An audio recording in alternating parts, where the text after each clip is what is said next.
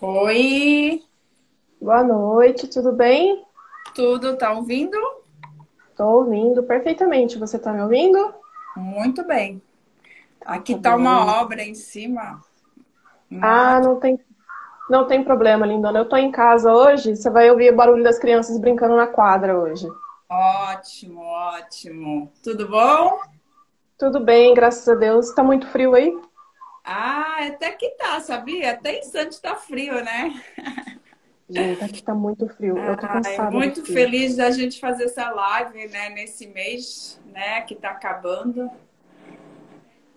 É, Muito importante, então, né? mu- então, para a gente começar aqui, boa noite a todos, né? O meu nome é Amanda, sou fisioterapeuta do INV, Instituto de Neuromodulação de São José dos Campos. E hoje eu tô com a Dárcia, psiquiatra de Santos, super famosa aí em Santos, né? Super bem recomendada. E hoje eu tive o prazer de estar aqui com ela para a gente falar sobre o Setembro Amarelo. Doutora, eu tive algumas perguntas no Instagram. Eu Ó, vou pedir para você se apresentar, tá. né? Eu sei que você tem algumas coisinhas para falar, mas depois eu queria saber se eu podia fazer as perguntas que o pessoal fez para mim no Instagram.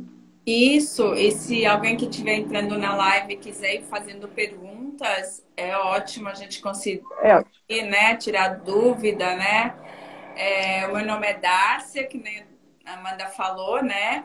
Eu sou psiquiatra, né? Sou psiquiatra infantil também, então atendo um grande nicho aí desde criança, né? Outro dia me perguntaram, doutora, qual a idade ideal, né, para começar na psiquiatria? Qual idade eu posso levar o meu filho, né?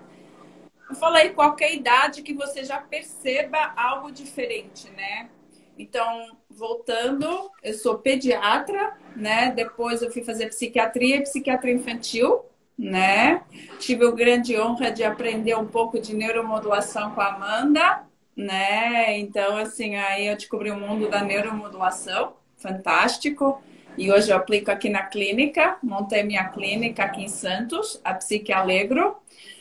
A clínica foi montada com o intuito de ver hoje a psiquiatria como um todo, sabe, Amanda? Então, tentar procurar tudo o que a gente tem hoje, né, de alicerce para conseguir melhorar o paciente dentro da psiquiatria, a gente tem aqui no Instituto, né, no Psiquialegro. vocês estão fazendo, na verdade, uma avaliação do paciente como um todo. Como um todo, exatamente, né, Amanda? Isso é Porque a gente legal. sabe que muitas vezes, né, a psiquiatria ela é muito estigmatizada ainda, né? Então, muitas vezes porque o paciente acaba engordando ou porque o paciente acaba tendo disfunção sexual, né? Então, isso aqui no Alegro a gente tenta ver como um todo, né? Então, jamais eu posso tratar ansiedade e depressão num paciente jovem que vai ter disfunção sexual, né? Então, como eu posso fazer isso, né? Sim, Então, a gente sim. procura ver como um todo o paciente, E, né? e da onde surgiu esse nome, Alegro? É legal esse Alegro nome, é bonito o nome. difícil, né? Não foi fácil chegar nesse nome. Então, a gente criou um nome diferente, né? Um nome, mas que um nome que tivesse algo a ver com o final do paciente. Qual o intuito, né, da minha clínica? É trazer a alegria de volta, né? A vontade de viver de volta, a alegria. Então, aí surgiu, a minha filha mais nova começou a falar, ah, não sei, alegro, alegro. E aí foi assim, né? E aí a gente, nossa, perfeito, que a gente não cria um nome muito grande, né? E aí surgiu Belezinha. o nome Alegro, de trazer alegria de volta para o paciente, né? A vontade de viver de Mu- novo. Muito legal, parabéns. Foi um nome muito bonito, viu? Muito bonito mesmo. Obrigada, Amanda. Lindona, a pergunta que mais veio para mim ali, da onde surgiu o Setembro Amarelo? Qual a história do Ótimo, Setembro quase Amarelo? ninguém fala disso, né? Porque o Não. setembro é amarelo, né? Então, Por assim, que essa que o história. Setembro é Amarelo? Ainda bem que eu me preparei um pouco, né? Eu e a Amanda, a gente não escolheu as perguntas, né? Não. Mas realmente a campanha do Setembro Amarelo, ela teve origem nos Estados Unidos, né? Em 1994, né? Quando um jovem, Mike M, né? Ele tinha uma depressão e ele começou a reformar um carro, um Mustang amarelo. E ele começou a pintar o carro de amarelo. E ele falava que quando ele terminasse essa reforma desse carro, ele falava brincando, né? Falava brincando, e aí por isso a importância da campanha, que era o último objetivo dele, né? Reformar esse carro. E assim que o carro ficou pronto, esse Mustang amarelo, ele simplesmente bateu o carro e ele cometeu suicídio, né? E ele tinha 17 anos. E imagina um jovem, né? E aí foi no velório dele, os pais, né, colocaram uma fitinha, né, amarela, em homenagem ao carro amarelo, que ele tanto gostava, e distribuíram entre os jovens e pediram, por favor, se você tiver algum pensamento, alguma ideação, fale com alguém. E daí surgiu as fitinhas amarelas e o Setembro Amarelo, em homenagem lá em 1994 já, desse jovem Mike M. lá nos Estados Unidos, né? Porque realmente, por que amarelo, né? E é uma história marcante, né? Uma história Muito, tocante, né? muito E aí vem até o meu pensamento, e foi uma das perguntas que fizeram, né? A maioria das pessoas que cometem suicídio, né, elas não aparentam ser pessoas que vão cometer suicídio, né? Que nem a história do menino, né? Ele não, aparentemente não aparentava, né? não. Quais são os sinais que a pessoa ela apresenta que ela vai fazer, ela vai cometer esse suicídio? É perceptível, não é? As pessoas conseguem perceber isso? Ou só quando a pessoa ela fala mesmo, ela externa isso que ela vai fazer? É bem complexo isso, né? Porque tem Muito paciente que eu acho que complexo. fala, mas não acaba não cometendo, né? Mas a maioria dos que não falam é os que cometem, né? Eu não sei se esse é o pensamento certo. Existe uma grande diferença entre tentativa de suicídio, né, e o Aham. suicídio, o ato consumado, né? Então a gente vê que o homem, ele comete mais o suicídio e a mulher tenta mais o suicídio, né? Existe uma grande diferença entre o planejamento suicida, né, e a impulsividade que leva ao suicídio. Então, realmente, existe todo um comportamento suicida até chegar ao estágio final. Então, é isso a grande importância do Setembro Amarelo. Por quê? No começo, a gente tem um suicídio como se fosse passivo, sabe? Então, tipo, se eu sumisse, é sempre o primeiro pensamento. A pessoa não chega já a um planejamento, né? Então, quem nunca pensou, né? Se eu sumisse, se eu desaparecesse, se algo me acontecesse, esse sofrimento iria passar, iria acabar. Mas ao mesmo tempo a pessoa quer ajuda, porque senão não estaria ali falando, né? Então, é uma dualidade muito grande na maioria dos meus pacientes que chegam, né? Como se quisesse sumir, mas ao mesmo tempo quer ajuda, né? Então, é essa fase que é a fase melhor para intervir, né? Porque se a gente não intervir, se a gente ficar com vergonha de falar, de se expor, a gente não tem que ter vergonha de ter pensamentos, né? Porque a maioria das pessoas já pensou, né? Quem nunca pensou em desaparecer, sumir? Essa é a ideia principal, é a ideia do começo, né? E se essas ideias não forem, se essa causa, né, que a gente vai falar depois, não for tratada, essas ideias começam a evoluir, né, para depois um pensamento mais ativo, de passivo para ativo, né? Então, por exemplo, a pessoa pode deixar de tomar um remédio para pressão, para o diabetes, deixar de fazer um tratamento do câncer, como se estivesse se entregando, né? Como se Então, tivesse desistido. isso. E aí a gente começa a levar para o planejamento, né? Então, quem planeja, é isso que você falou, não dá indícios, né? Então, foi Não. feito um estudo nos Estados Unidos e as pessoas começaram a observar a foto anterior ao dia da morte.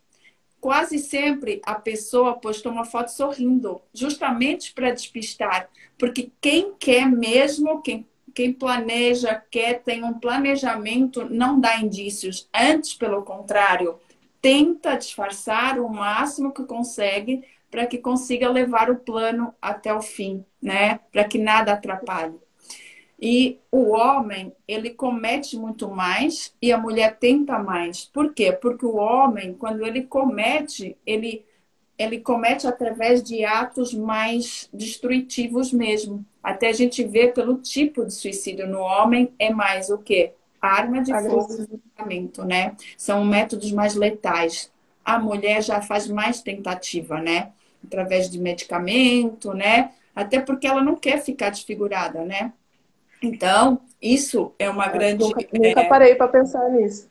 isso é uma grande diferença entre a tentativa e o ato em si, né? Então a gente vê que por que é importante falar? Porque a cada 40 segundos no mundo uma pessoa se suicida, né? É E a cada bastante. 3 segundos existe uma tentativa de suicídio no mundo. É São bastante. muitos É alarmantes. muita gente. É muita gente. O que que leva a pessoa, Darcia, a querer cometer um suicídio? Qual é essa tristeza tão profunda que a pessoa ela sente, esse sofrimento tão árduo, que ela decide, né, por interromper a vida ali? Por interromper, acho que não a vida, né, mas o sofrimento em si, né? O que que causa isso?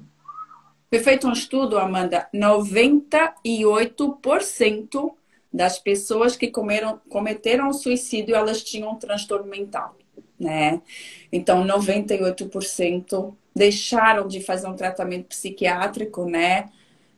Existe outro estudo que 75% das pessoas nos Estados Unidos que têm problema, transtorno mental, não têm acesso a tratamento, né? Então, a gente Nossa, tem uma dualidade muito grande. Ou a gente não tem acesso a tratamento, ou a pessoa não aceita tratamento, né?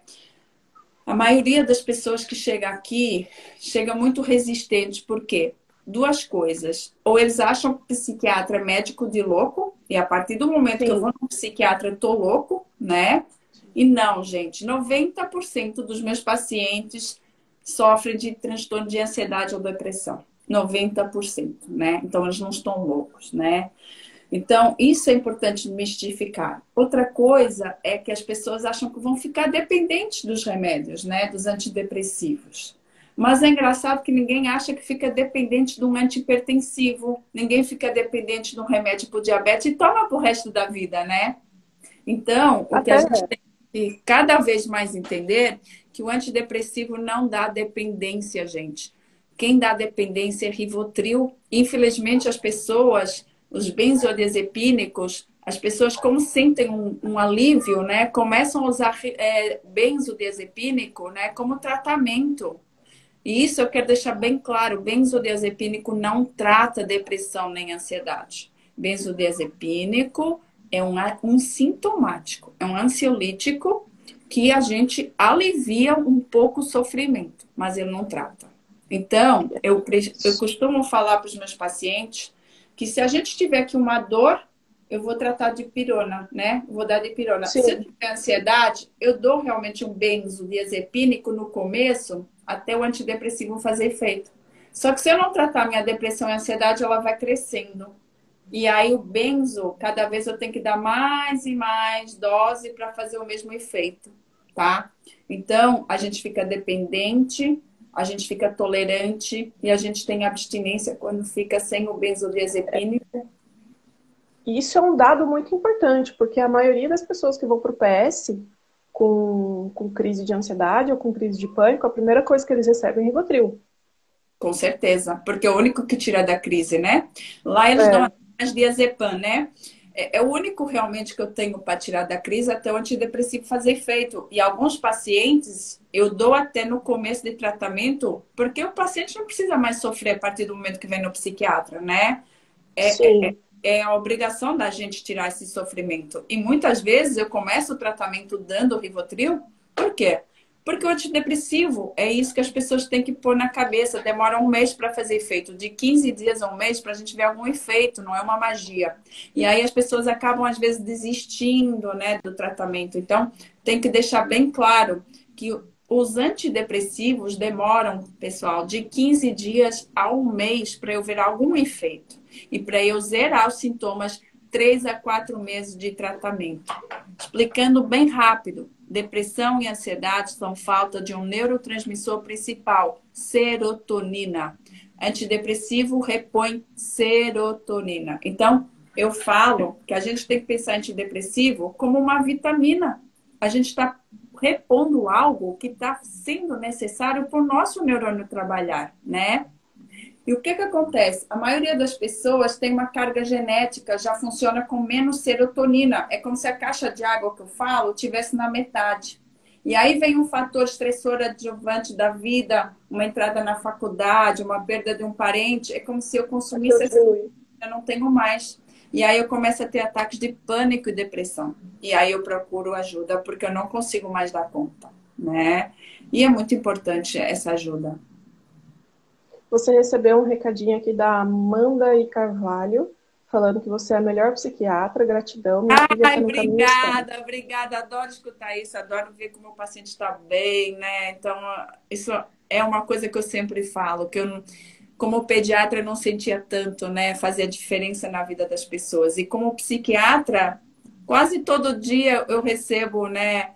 Um obrigada, doutora, eu voltei a viver, doutora, eu voltei a trabalhar. Isso é tão gratificante para nós que estudamos, né? Que vamos atrás, né? De ter todo o arsenal melhor possível, né, Amanda? Você também. É o diferencial do profissional que corre atrás, né, Darcy?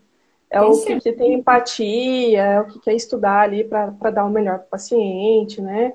Então a gente É, sabe, né? Quando a gente estuda, a gente sabe que está oferecendo o melhor para o paciente. E tá, aí a gente vê a gratidão ali, né?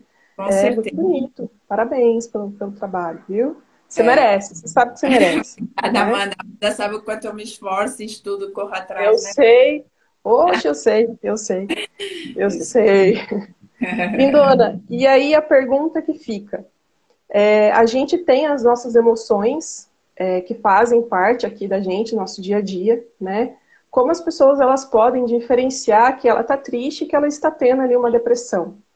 Ótima pergunta. Eu sempre falo que a gente. Muitos pacientes acham, Daniel, um beijo, te amo, meu professor, sei muito graças a ele, Daniel de Souza Ó, Filho, excelente, uma, excelente, meu herói. uma Ana É, Paula falou assim: como psicóloga que sou e trabalhando com a Darcy, reconheço que o trabalho em parceria é fundamental para a melhoria da qualidade de vida. E como a gente estava falando, a maioria dos pacientes, né, que está usando antidepressivo chega para mim e fala assim, doutora, eu dei uma caída. Essa semana eu fiquei muito triste porque o meu cachorro morreu, ou por alguma situação, né, da vida, né? O que eu falo, gente, tomar antidepressivo não é virar psicopata, gente. A gente vai ter sentimento, né? Então, a tristeza e a alegria, ela faz parte do ciclo. Senão, é como o eletrocardiograma. Se a gente para, a gente não tem sentimento, a gente não tem vida para, né? Então, a alegria, a tristeza, todo mundo vai sentir. Não é porque eu uso antidepressivo que eu não vou ficar triste, né? Então, como que a gente diferencia a tristeza da depressão? Exatamente isso. Quando eu tô com antidepressivo, eu posso sentir tristeza, mas eu vou reagir, eu vou à luta, né? Quando eu tenho depressão, não, eu tenho que ter outros sintomas, né? Que eu tenho que Associados. ter os critérios diagnósticos, tá? Então, como é que eu identifico uma depressão? Né? Como eu não tenho um exame clínico, igual um diabetes que me fala assim, olha, a sua glicemia está acima de 100, você está com diabetes, né? É muito fácil para né, para o endócrino falar para o paciente dele que está com diabetes, né? Já o meu paciente, é muito difícil chegar até mim, porque é difícil ele identificar que esses sintomas fazem parte de uma depressão. Então, eu tenho que ter pelo menos um dos dois sintomas cardinais, que a gente chama sintomas maiores, há mais de 15 dias, né?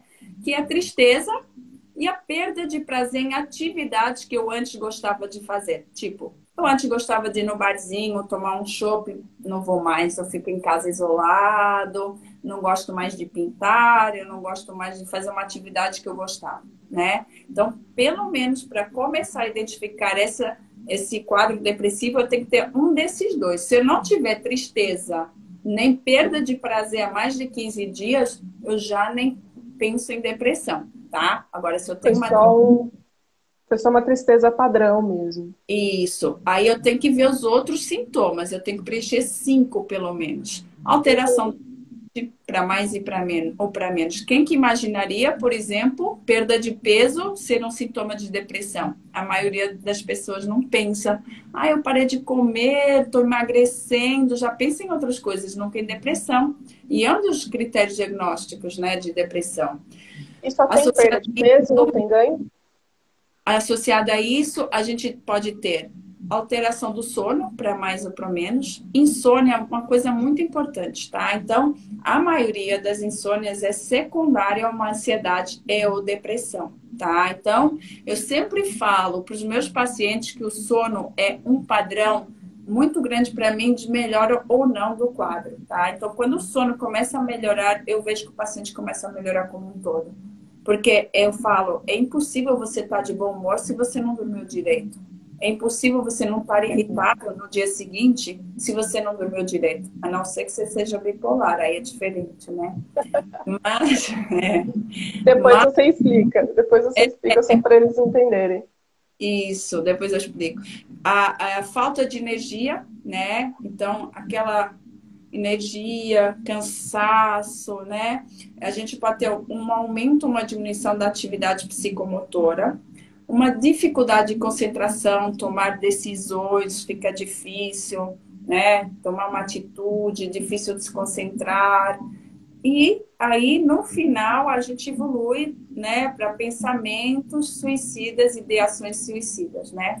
Então, primeiro são pensamentos de morte, tipo, se algo me acontecesse, tudo ficaria bem. Sentimento de culpa também é um dos sintomas, né? A pessoa depressiva sempre se sente culpada. Culpada pelos pais brigarem, culpada pela mãe estar assim, sempre tem um sentimento de culpa, né? Então, são sintomas que podem ser físicos e sintomas que podem ser, né, cognitivos. A gente Ótimo. fala um pouco de bipolar, né? Bipolar é uma É grande só para eles causa, entenderem. né? Eu falei ali naquela hora, bipolar é uma grande causa de suicídio, né? Então, a gente tem dois tipos de depressão, né? A unipolar e a bipolar. Depressão bipolar não é que nem a maioria das pessoas pensa, ah, você é bipolar, né? Que você muda rápido de humor. Não. O bipolar ele tem que ter duas fases, a mania e a depressão. Só que essas fases duram de dias a semanas, não é no ciclo no próprio dia, né, Amanda? E um dos Não. parâmetros que a gente vê para a bipolaridade no quadro da mania é realmente muita energia. E aí a Ele não pessoa dorme, mas ele continua com muita energia.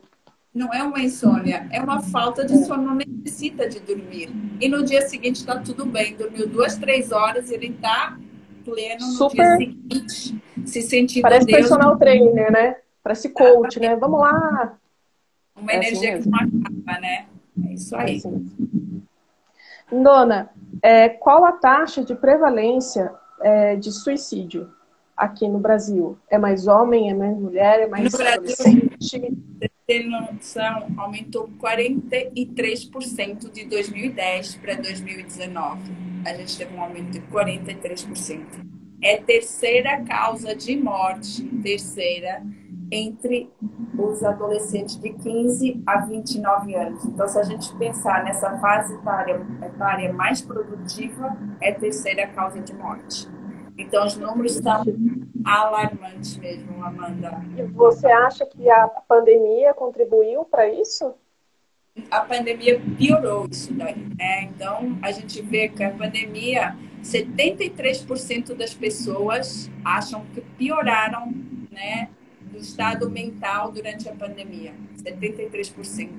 A procura pelo psiquiatra está muito grande mesmo, né? Então, as pessoas caíram na real que estão precisando de ajuda, né? Eu acho que cada vez a gente fala mais de saúde e doença mental. Antigamente, se você procurar um psicólogo, era um pouco, né? Hoje, procurar um psicólogo, a maioria começa a procurar, né? Mas você sabe que eu ainda acho que ainda é um tabu, parece, falar para a pessoa que ela precisa procurar um psicólogo, que ela precisa procurar um psiquiatra. Parece que ela se sente ofendida. Eu Eu acho não sei você, mas às vezes tem paciente que vem para tratar dor, né? E eu vejo que ele precisa ali de um encaminhamento, né? A gente às vezes trabalha ali TCC para melhora de dor, né? E a isso. pessoa ela acaba ficando se sentindo ofendida, né? E às vezes a pessoa até assim, é mais jovem, assim, da minha idade, assim, não preciso de psicóloga, né? Fica meio até assim. Então eu tenho que ir comendo assim pelas beiradas para falar, para não ofender a pessoa, sabe? Porque às vezes até pai de criança, quando a gente fala, acha, não, meu filho não precisa disso. Imagina, meu filho é saudável. É, Hoje mesmo eu tive um retorno de uma menina de 3 anos, né? E assim, é tão gratificante ver que quando ela começou comigo, ela não falava uma palavra. E eu fiz o diagnóstico de autista, né? De autismo. Gente, hoje a menina fala, a menina tá na terapia ABA, a menina tá medicada, e assim, é o diagnóstico precoce, né? Às vezes no começo pode ser um choque para os pais, né? Mas faz toda a diferença você procurar ajuda, né? A evolução é muito melhor, né? Então, hoje eu acho que eu vejo muito mais estigma na procura do psiquiatra do que o psicólogo. Eu acho que o psicólogo já passamos essa fase. Hoje quase todo mundo acaba querendo fazer terapia e achando que é legal fazer terapia, né? Agora já a ideia psiquiatra é mais difícil, mais tabu, né? Eu sinto muito isso. Quando deveria ser sempre ao contrário, né? A gente deveria começar por um psiquiatra para fazer um bom diagnóstico. As pessoas não para têm ideia depois. do quanto ajuda o psicólogo. E deveria ser o contrário, né? Então, o psiquiatra Ah, primeiro ter um bom diagnóstico para depois encaminhar para o psicólogo com a doença, com um bom quadro clínico, porque assim, uma das coisas que mais me chama a atenção é borderline, né? Então, hoje, adolescente, a gente não tem muito, a gente não pode falar, o professor daí ele vai me matar se eu falar que 14 anos tem borderline, tem traços de personalidade borderline. A gente só pode definir personalidade a partir dos 18 anos, né? Mas a gente vê que hoje tem muitas meninas, 14, 12 anos, se automutilando, né? E que tem um transtorno de personalidade borderline, que estão na terapia, e é ótimo, porque a terapia é 60% do tratamento, mas a psicóloga não tem nem ideia de que aquela criança tem um traço de transtorno de personalidade, né? E a gente percebe muito que quem tem traço de personalidade borderline tem um abandono sempre. E a gente tem que trabalhar bastante esse abandono. Abandono no subconsciente. Aquele pai ou aquela mãe que não estão tão presente, né? Um irmão que nasceu e a criança ficou mais naturalmente menos, né, cuidada pelos pais porque nasceu outra criança, então é muito comum. E o borderline, ele se automutila muito. E muitas vezes, é o que eu falo para os meus pais e os adolescentes, às vezes numa automutilação eu posso errar. E aí, que muita gente fala assim, o borderline, ele tem muita tentativa de suicídio, mas é para chamar atenção. Não, é um sofrimento psíquico tão grande que eles tentam transformar em algo físico, como se eu fosse transformar aquele sofrimento para algo físico. Então, eles, quando se automutilam, eles sentem até um alívio momentâneo, né, da dor psíquica. Lindona, você pode explicar para o pessoal o que é o transtorno de borderline? Eu acho muito importante porque também é uma das causas de automutilação, né? E é o que eu falo, às vezes pode errar e aí cometer, né? Pegar um vaso maior, algo e ter né, uma possibilidade maior. O transtorno de personalidade borderline são pessoas, né? Que nem eu falei, a personalidade a partir dos 18 anos, mas a gente começa a ver os traços lá pela adolescência, 10, 12 anos, geralmente quando a menina menstrua, mais comum em menina, né? A gente vê bem mais em menina. E é aquela adolescente que tem uma sensação crônica de vazio, uma intempestividade muito grande, uma raiva intensa, uma mudança de humor no próprio dia. Então, o borderline é aquela pessoa. O sol acordou, o sol tá lindo, maravilhoso. Se você fala algo que nem, não é nenhuma ofensa, a pessoa já muda de humor muito rapidamente, né? Então, por exemplo, eu tenho uma paciente aqui que eu falei assim, e essa medicação é boa porque não engorda. Eu já chamei ela de gorda, entendeu? Então, assim, muda muito rápido de humor, né? Tem uma hiperreatividade. As relações pessoais são muito intempestivas, tem uma baixa autoestima muito grande, tem uma má aceitação do corpo, então elas tentam sempre pintar, por exemplo, o cabelo de rosa, de verde, colocar um piercing, nunca tão bem o suficiente, né? Então, e uma impulsividade muito grande, e na maioria das vezes uma automutilação, na grande maioria, né? Então, a gente pode não ter e ter transtorno de personalidade borderline, mas é muito associado à automutilação e os pensamentos suicidas também. Interessante. Ah, e Dona, uma grande, pode falar. uma grande intolerância, eles sempre acham que vão ser abandonados, né? Então, são muito possessivos, ciumentos, então as relações não são muito estáveis, né? Então, porque eles têm sempre medo de ser abandonadas, sempre. Olha, interessante. Isso é um dado muito interessante. Borderline É, tem muitos adolescentes sendo tratados como depressão e o problema maior é o transtorno de personalidade. o diagnóstico ele é muito importante até por conta da medicação, né? Exatamente, né? Exatamente. Na maioria das vezes a gente precisa dar um estabilizador de humor, né? Eu vejo muita paciente chegar aqui com traço de personalidade sendo tratada como depressão só com antidepressivo. E aí, quando a gente entra com estabilizador de humor, dose muito baixinha, é impressionante a mudança.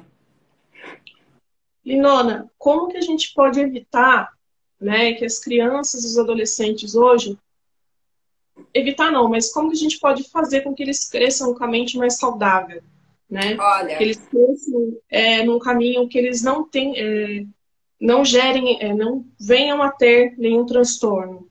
É tá. difícil, não? Tem algumas dicas para as mamães aí da live? Olha, eu tenho bastante dica aí, tá? É assim, primeiro, né, eu acho que família, né, os valores, eu acho que a gente está perdendo na nossa sociedade muitos valores, né? Hoje você vê um passeio em família no shopping, né? Então a gente virou muito pro capitalismo, né? Então a gente quer o consumismo, a gente quer substituir esse pouco que a gente está com os filhos, eu acho que a gente quer dar bens materiais. E a gente esquece muito, por exemplo, algo simples, brincar com a criança, sentar, ler um livro, fazer um piquenique, andar de bicicleta, né?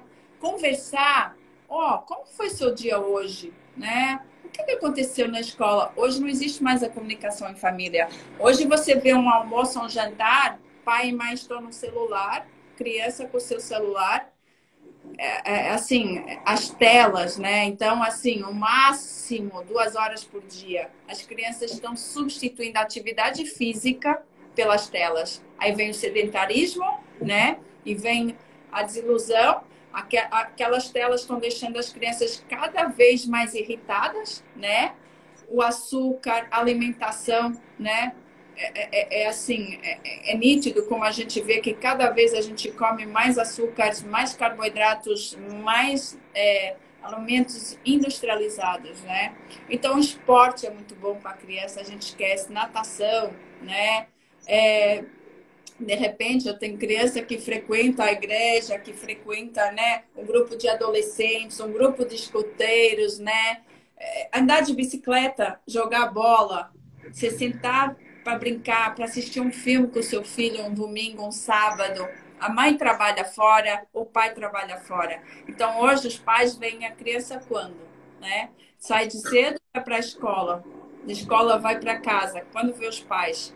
Quando existe essa educação, isso, eu acho que esses valores a gente tem que tentar resgatar cada vez mais. Conversar, né? E eu acho que sempre falar para os filhos que a verdade é sempre o melhor caminho, né? Então, por mais que doa, eu acho que a verdade você conseguir que o seu filho se comunique com você, converse com você. Quem são os amigos do seu filho, né? A escola é muito importante, pessoal. Então, você vê os valores que aquela escola tem. Será que são os valores que você quer passar para o seu filho? Então, eu tenho adolescente que às vezes muda de escola.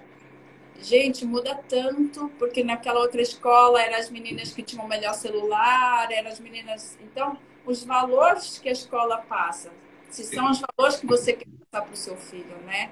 Então, em vez de ir no shopping no final de semana e dar aquele brinquedo caro para o seu filho, saia com ele, vai andar de skate, vai andar de bicicleta, vai na praia, conversa com ele, comunica com ele, né?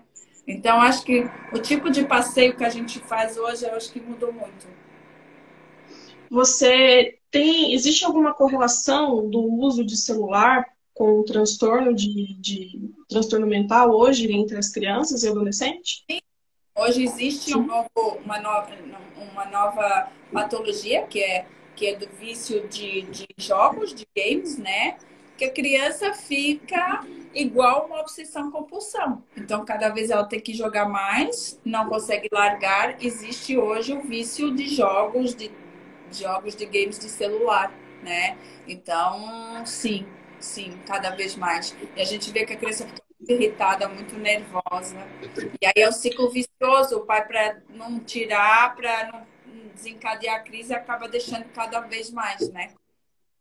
E você acha que deveria existir uma limitação de uso de smartphone, Claro, de a Sociedade Brasileira de Psiquiatria e de Pediatria já preconizam, mesmo em adultos, no máximo 2 horas de tela, né?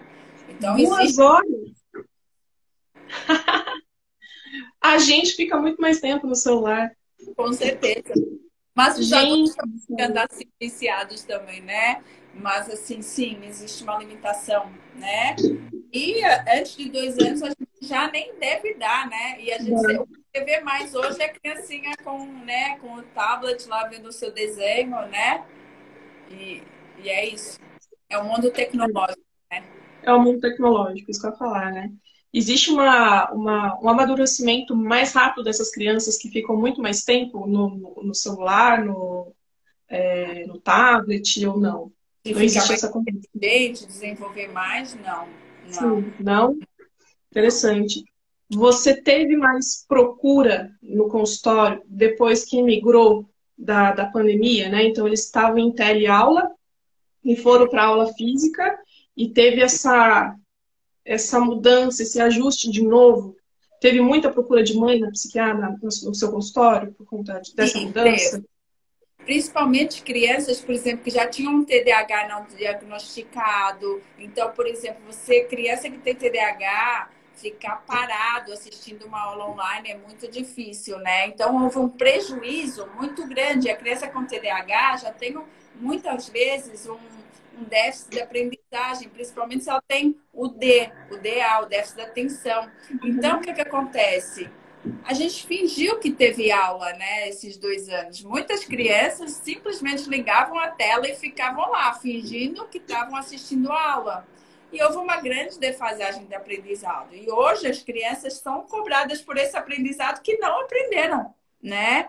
Então, sim, existe até muita ansiedade, depressão consequente disso, dessa pressão pelo que a criança não aprendeu, né?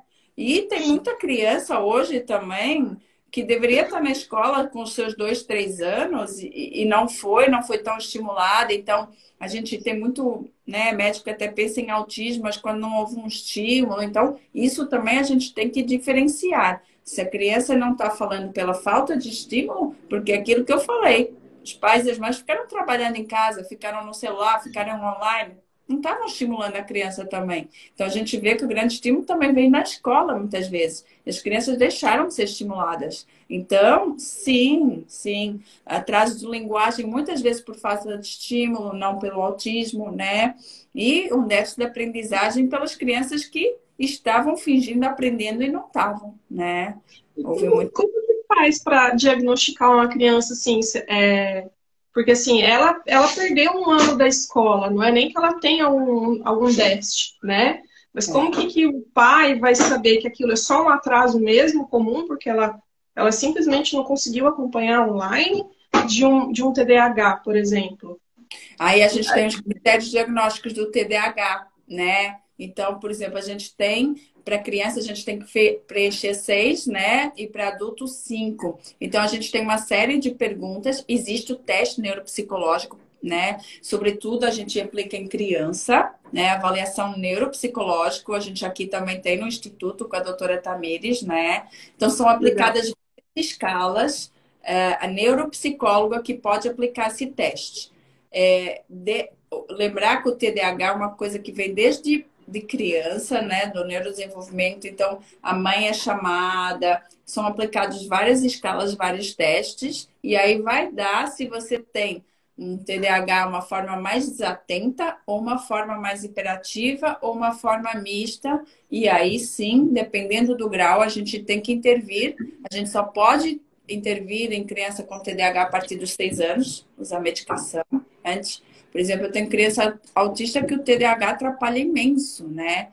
Então, a gente tem que lembrar sempre da associação entre autismo e TDAH, porque as duas são do neurodesenvolvimento. Então, muitas vezes a gente tem criança que tem autismo, TEA, né, transtorno do espectro do autismo, e tem um TDAH junto, comórbido. Mas a gente só deve medicar depois dos 6 anos. Abaixo disso, se houver um caso extremo, a gente medica, mas a medicação no TDAH ajuda bastante também. E lembrar também dos fatores, né, que a gente pode melhorar, planners, né, na forma desatenta, porque, por exemplo, o aluno perde pontuação porque não entregou um trabalho, porque esqueceu que tinha prova, né? Então, Aí cabe à escola também saber avaliar o aluno de outras formas, né? Porque eu sim, sei também que prova não avalia aluno, né? sim, sim, Hoje a sim. gente já sabe disso, né? Então a escola também, eu acho que como um todo precisa rever os métodos de avaliação, né? Até para não expor o aluno a um constrangimento ali que não precisa. Hoje, se a gente fizer um laudo para a escola que a criança tem TDAH, ela tem direito a sentar, por exemplo, na primeira fileira, né? Porque ela tem que estar mais atenta. É bom também, sempre tem pequenas coisas que a gente pode fazer para melhorar muito o foco e a atenção da criança. Porque quem tem TDAH tem uma hipertenacidade. A gente vê tudo, é aquela pessoa que faz três coisas ao mesmo tempo, mas não consegue focar numa. Então, por exemplo, se houver muito estímulo externo, a criança, por exemplo, ficar do lado de uma janela onde o pessoal está jogando, a pessoa vai ver a pessoa jogar bola e não vai prestar atenção na aula. Então, a criança ficar estrategicamente sentada numa sala de aula, para quem tem TDAH, já é um grande avanço, né? A pessoa também tem mais tempo de prova. Até hoje no Enem, quem tem um laudo TDAH tem mais 1 hora de prova, né? Então, Que legal. a gente tem bastantes coisas que estão mudando, né? Tanto para o TEA como para o TDAH. Lindona, e quais são as evidências de tratamento para tudo isso? Então, quais Olha, são as evidências de tratamento para depressão, para tratamento para pessoas que né, desenvolvem suicídio, tentativa de sempre o que suicídio? eu falo. A minha primeira pergunta, depois da identificação do paciente, é: quem quis vir aqui hoje? Foi você? Foi a sua mulher? Foi alguém que falou assim: olha, você está precisando de ajuda? Porque se o paciente quiser se tratar, as medicações são excelentes hoje em dia. A gente tem muito bons antidepressivos, a gente tem muitas medicações boas. Só que se o paciente não quiser se tratar, ele não vai usar a medicação. Ele vai dar um jeito de se sabotar e não fazer o tratamento. Então, a grande importância, igual um tóxico dependente que a gente interna, né? Se foi ele que quis parar, o sucesso terapêutico é muito maior. Agora, se ele foi internado à força, se ele não quer se tratar, não tem como. Eu não vou usar a Sim. medicação. Hoje eu atendi uma paciente que ela está usando uma medicação que dá esquecimento. Então, eu tive que chamar o marido para eu garantir que ela usasse a medicação. Porque ela ia esquecer, ela não ia vai tomar a medicação. E como é que eu sei Aí se ela precisa. está melhorando ou não? Se ela não está usando a medicação, né? Então, isso também é outra coisa importante, até para uma criança. Quem dá a medicação para essa criança? Ela toma todo dia no mesmo horário? Porque tem muito pai que acha que a criança com 9, 10 anos já é suficiente para tomar remédio sozinho, né? Então a gente tem sempre que questionar, será que está usando a medicação direito, no horário certo, né? Porque isso faz toda a diferença no tratamento. Se a pessoa quer, é sempre que eu falo. Eu tenho pessoas aqui que eu já tirei, né, de toxicodependência, do uso de álcool, de cocaína sem internar. Mas a pessoa queria sair, a pessoa quer se cuidar, quer se tratar. Aí a gente consegue. Se a pessoa Que não legal, quiser, que difícil. legal, que legal. Sim. E quais são os outros tratamentos que você indicaria fora a medicação? Então, a estimulação magnética transcraniana, né, que você faz aí. Quais são? Então, eu faço indicação, né, depressão, ansiedade, dor crônica, perda de memória, a gente sabe que pode melhorar bastante, né, movimentos involuntários. Mas o meu carro-chefe aqui é realmente depressão e ansiedade. E Amanda, quando o paciente vem, eu já faço os dois focos, depressão e ansiedade, né? Porque a gente sabe que os dois são falta de serotonina, então muito difícil eu vou ter só um paciente que tenha déficit é só depressão ou só ansiedade, né? Então eu acabo fazendo os dois focos, né? Tanto depressão e ansiedade. A gente sabe, né, Amanda, que a gente tem vários protocolos, né? 2.000 pulsos, 3.000. Eu faço 3.600 pulsos mesmo. Eu estimulo, né? Que nem eu boto para quebrar, né? Ansiedade, quase sempre eu faço 30 minutos. Aí, durante o tratamento, a pessoa começa a ficar zen demais, dormir demais, aí eu passo até para 20, né? Mas eu faço mesmo o protocolo maior, tanto para depressão como ansiedade. É o que eu mais faço no consultório. Para tique, já fiz também, funcionou. Funcionou super bem. Tique nervoso fiz, né? Então, eu fiz aqui na frente do, né? 3 centímetros na frente do PZ, E né? aberturas por também? E aí deu super certo. Deu super certo. E você Paciente tá sente super feliz. Mas eu também tratei ansiedade, tá? Então não fiz entendi. só esse foco. Mas a estimulação magnética transcraniana, ao contrário do que a maioria das pessoas pensa, não tem efeito colateral, não é choque, né, Amanda? Que a maioria acha que é choque, não é choque. O primeiro dia a pessoa tem assim, uma sensação, depois, não, aumenta, tá indo super bem, tá Não tô fraquinho. sentindo, não tô sentindo nada. Ih, eu não senti nada. E, gente, hoje mesmo uma paciente que estava fazendo tratamento, o marido dela veio, ela falou assim, Darcy, na primeira sessão eu já senti diferença nela, né? Então, tem gente que nem os antidepressivos respondem mais rápido, tem gente que responde mais devagar, mas eu não tenho nenhum, assim, paciente que não tenha respondido, né? Você não tem, você nunca teve nenhuma resposta zero no tratamento? Não, zero não. E Zero. você sempre associa com a medicação? Sim. O que é que eu faço? Eu não tiro a medicação. O que eu vou, por exemplo, tirando o Rivotril, diminuindo às vezes. Às vezes, por exemplo, tem paciente que já fez e estava tomando 3, 4 medicações, ficou com uma, né? Então, assim, por exemplo, eu tratei um paciente para dor crônica de enxaqueca, ele tinha enxaqueca diária de tomar analgésica a cada 4 horas. Ele até que eu quero ele quer que eu fale num congresso de Direito e Medicina. Ele é advogado. Eu usava dipirona a cada 4 horas. Depois, eu fiz, né? Eu fiz o da dor, eu fiz depressão e ansiedade. Fiz os 3 pontos para ele, 20 sessões. Durante as sessões, ele teve 2 dores de cabeça. E Bom. hoje ele tá ótimo. Ele ficou super bem. Eu fiz o tratamento dele antes de viajar em junho. E agora ele falou assim: agora de vez em quando eu tô tendo. Eu falei, claro, Marcelo, a gente tem que fazer a manutenção, uma vez a cada um mês, a cada 2 meses, né? Então, assim, tá ótimo, muito bom. Legal, parabéns. Parabéns, viu?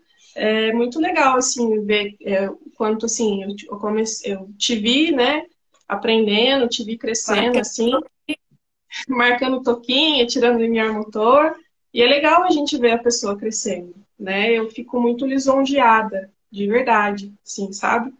E acho que a maior riqueza, assim, que a gente tem quando a gente ensina é ver que a pessoa chegou longe, né? Porque quando a gente ensina, a gente não quer só pra gente, né? A gente quer pra todo mundo, né? Aquele profissional Então, que tem. assim, Que é outro dia falar assim, não sei o que, eu acho que já tem mais outra neuromodulação, porque eu acho que só tenho eu aqui em Santos, na Baixada Santista. Eu falei que venha mais, isso é uma coisa que, nossa, que venha, né? Que cada vez esteja mais divulgado e falado, que as pessoas vão procurar mais, saber mais, né?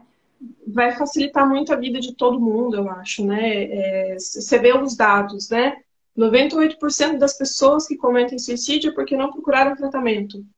78% é porque não tinham tratamento, né? Buscaram e não tinha.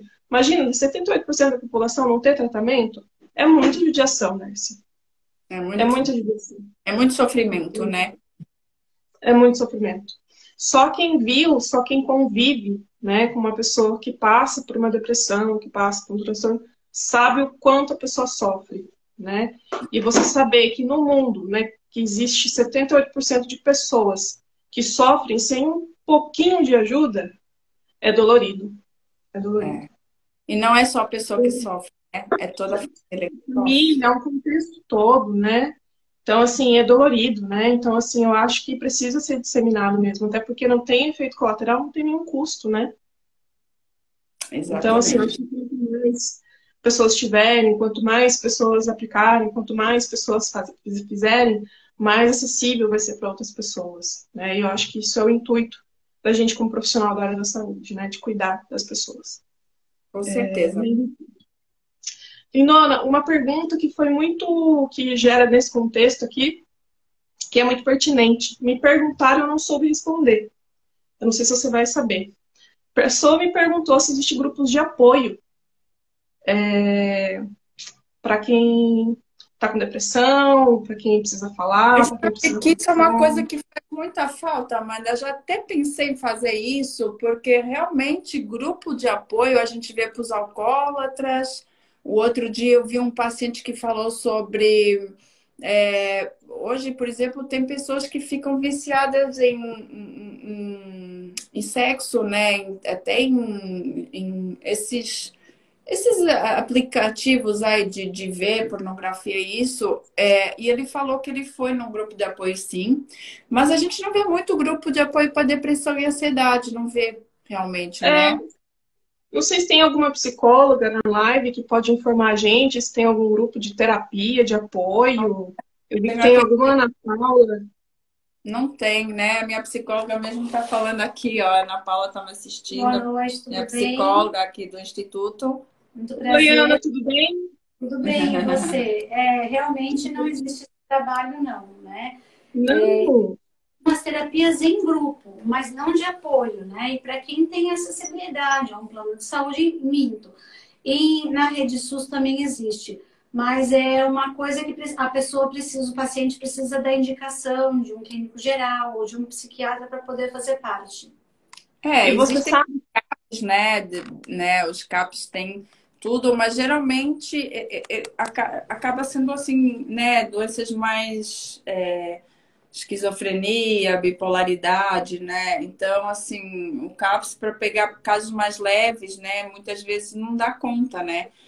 Então, assim, é uma coisa que faz falta, porque a gente vê associação de esclerose múltipla, associação e de depressão, não, né? Isso eu acho que é muito importante até para trocar experiências, para trocar informações, né? De como lidar, de como, né? Como. Palme tira um abraço aí.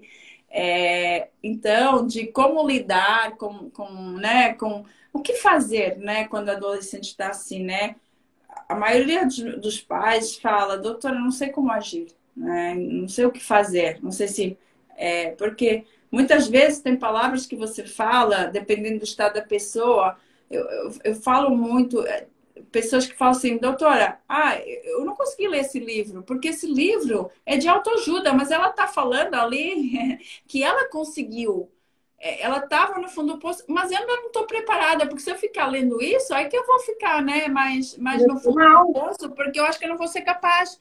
Então, muitas das vezes, as queixas do meu paciente são: as pessoas falam, sai, reage, isso é falta de Deus. Não, gente, isso é falta de química, né? Então, assim, quem quer estar doente? É isso que eu falo. Você gostaria de estar assim? Ninguém queria estar assim. Se fosse fácil reagir, ninguém estaria assim, né? Eu tenho um caso, por exemplo, a minha prima, ela teve anorexia, né? Lá em Portugal, a maioria das pessoas aqui sabe que eu sou de lá. E ela teve uma anorexia importante lá pelos seus 15, 16 anos. E eu fui no psiquiatra com ela lá em Portugal. A gente pagou consulta particular, pensando que no SUS lá não seria bom. O mesmo psiquiatra que atendia no SUS. A gente pensou, no particular vai dar mais atenção. Então, pequenos detalhes da consulta dela que me marcam até hoje. O psiquiatra marcou 2 da tarde, ela chegou 5 da tarde. Uma menina com anorexia que já não come, ficou das 2 às 5 da tarde esperando a consulta. Não porque eu estava atrasada atendendo paciente, porque eu simplesmente chegou 5 da tarde, 3 horas de atraso. Depois, ele pegou nunca mais eu esqueço até hoje, uma receita, né? E tipo assim, com 1.200 calorias, vai. Se ela quiser ficar bem, ela vai ter que consumir isso daqui. Gente, se ela consumisse isso daí, ela não tava com anorexia.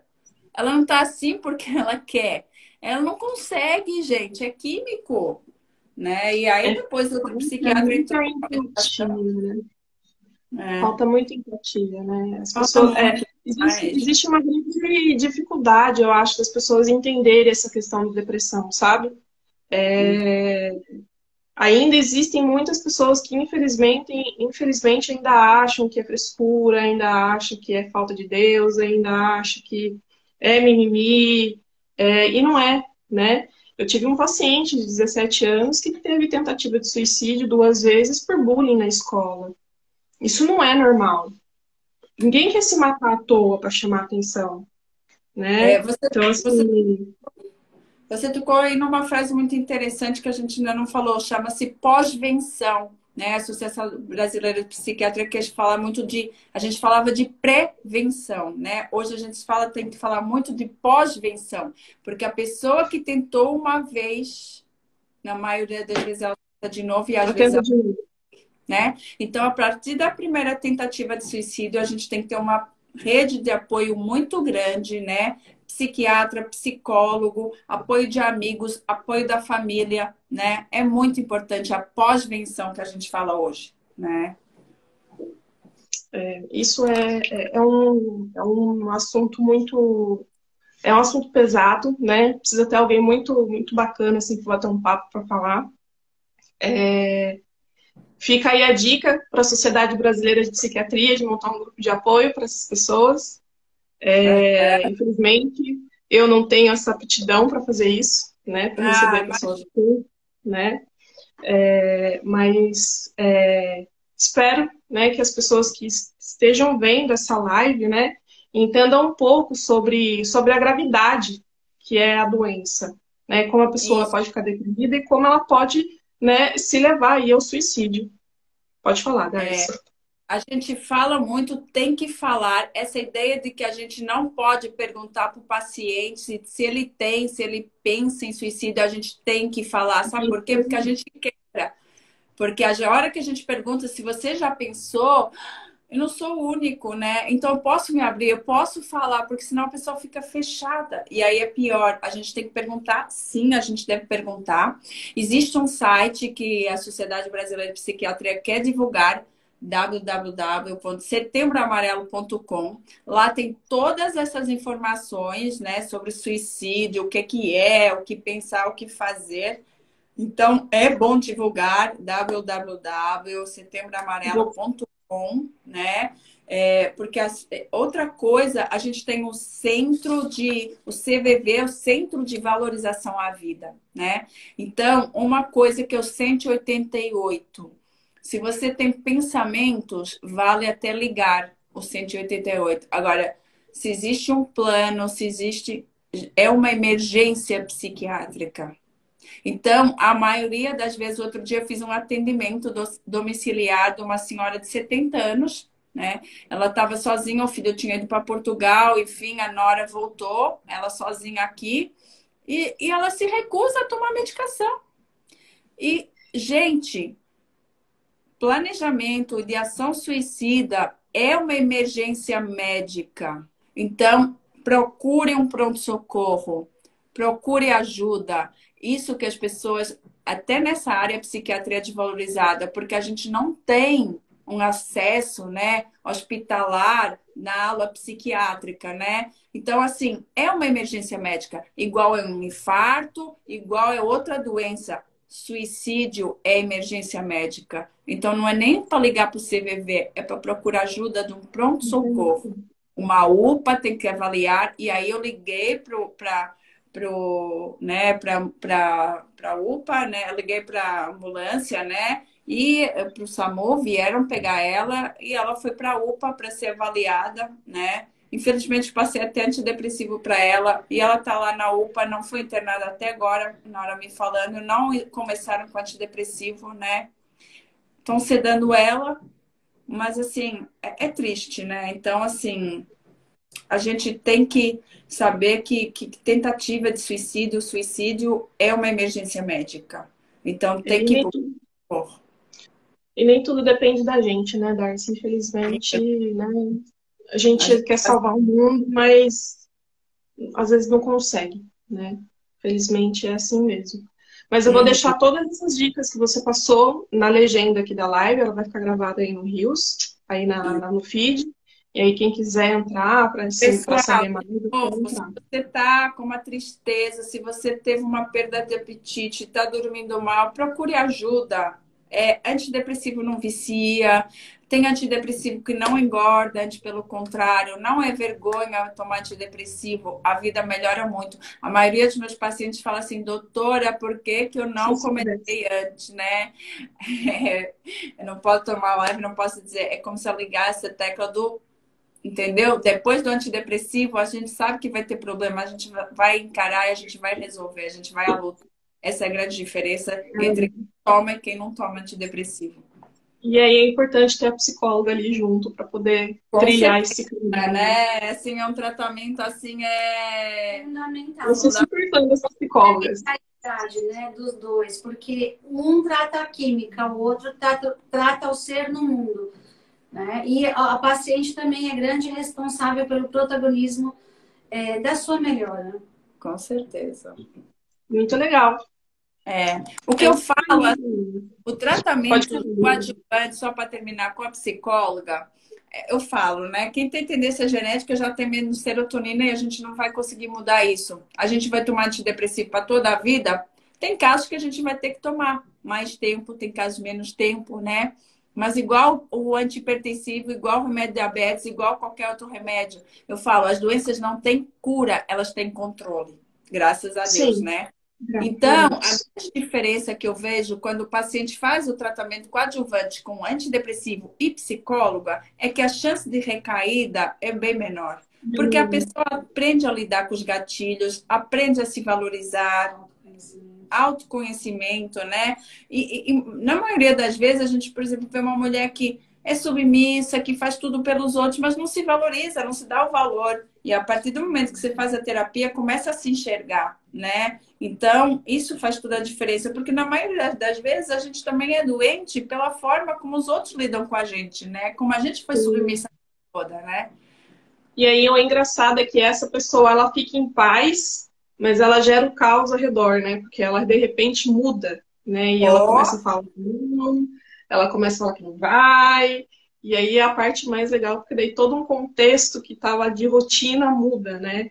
com E parece que certeza. tudo vai se encaixando, né? Até né, é bonito de ver quando isso acontece. É Muito. bem legal. Bem A legal. borboleta saindo do para voar. É É isso isso aí. mesmo. Meninas, muito obrigada pela live de hoje. Eu adorei estar com vocês. Foi um bate-papo super legal. Foi ótimo. Vocês estão muito bem pelo trabalho de vocês, viu? Continuem Obrigada. assim. Tenho muito orgulho de vocês. Se precisar de mim, estou aqui, tá? Você Obrigada, faz viu? teleconsulta, né? Que Você faz teleconsulta, né? faço online também, Se sim. precisarem, a doutora Darcy faz teleconsulta. O Instagram dela eu vou colocar aqui na legenda, tá? E aí é só procurarem por ela. Tudo bem? Então, uma ótima noite, um abraço para todos. Fiquem com Deus. Beijão para todos. Boa noite.